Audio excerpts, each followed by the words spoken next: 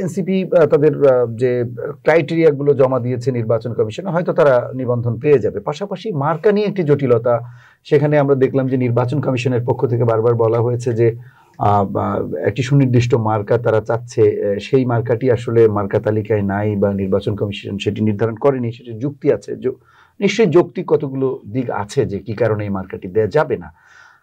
এটি নিয়ে একটি সংকট তৈরি হয়েছে, সেটি নিয়ে এনসিপির নেতারা নেতিবাচক মন্তব্য করছেন। সার্জিস তিনি বলেই দিয়েছেন যে শাপলা ছাড়া আসলে তারা নির্বাচন হতেই দেবে না। এই যে নেতিবাচক মন্তব্য, এটি কি শুধুমাত্র মন্তব্যের মধ্যেই সীমাবদ্ধ, নাকি আপনার কি মনে হয় নির্বাচন কমিশনের সিদ্ধান্ত তারা চ্যালেঞ্জ করতে পারে বা আন্দোলনে যেতে পারে, বাধ্য করার চেষ্টা করতে পারে? আসলে বাংলাদেশের রাজনৈতিক ইতিহাসটা আমার মনে হয় যে এনসিপি খুব বেশি উপলব্ধি করতে পারে না।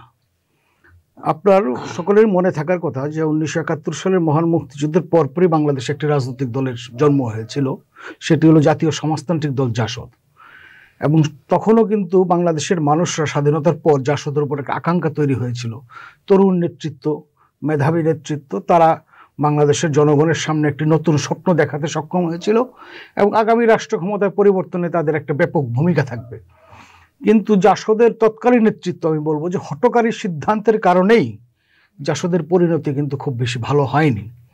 সেখানে 75-এর পট পরিবর্তনের পর জাসদ কিন্তু আর সামনে আসতে পারলো না। সেখানে জিয়াউর রহমানের মতো একজন দেশপ্রেমিক সৈনিকের আগমন হলো এবং সেই সৈনিককে কেন্দ্র করে নতুন বলয় সৃষ্টি হলো। এখানে আমার কেন জানি মনে হচ্ছে যে এনসিপি ঠিক একই ভুল করতে যাচ্ছে।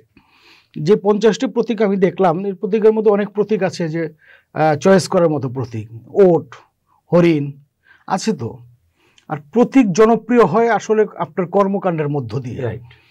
1954 সালে যুক্ত ফ্রন্টের নির্বাচনের সময় মজলুম জনতা মৌলানা আব্দুল হামিদ খান ভাসানী নৌকাকে বেছে নিয়েছিলেন।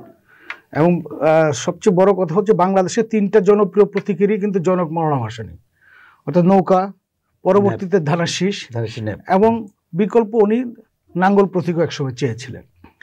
তাহলে এই যে রাজনীতির ধারাবাহিকতা, অর্থাৎ মৌলানা ভাসানীর রাজনৈতিক কর্মকাণ্ডের মধ্য দিয়েই কিন্তু 1954 সালে নৌকা প্রতীক বাংলাদেশের ঘরে ঘরে পৌঁছে গেল এবং জনপ্রিয়তার চূড়ান্ত শীর্ষে চলে গেল।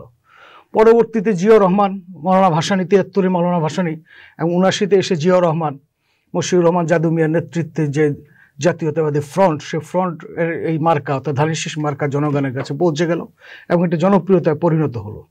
সুতরাং মার্কাটা কিন্তু গুরুত্বপূর্ণ নয়, গুরুত্বপূর্ণ হচ্ছে আপনার নেতৃত্ব কতটুকু পর্যন্ত যেতে পারবেন।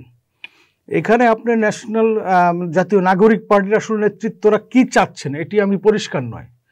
তারা কি আরেকটি বিএনপির জন্ম হতে চাচ্ছেন অথবা আরেকটি জামাত ইসলামীর জন্ম হতে চাচ্ছেন? মানে তাদের আদর্শটা কি, ইসলামী আদর্শ নাকি জাতীয়তাবাদী আদর্শ অথবা বাঙালি ঘরনার আদর্শ, এটি কিন্তু এখনো জনগণের কাছে পরিষ্কার নয়। এনসিপির জন্মটা জনগণের মধ্যে একটা নতুন আকাঙ্ক্ষা, নতুন স্বপ্ন সৃষ্টি করেছিল, কিন্তু অল্প দিনের মধ্যেই আমার কাছে মনে হয়েছে যে এনসিপি বিতর্কিত হয়ে গেছে এবং এনসিপির নেতৃত্ব তাদের জায়গা থেকে এমন সব বক্তব্য দিচ্ছেন। কারণ কি মনে হয় আপনার?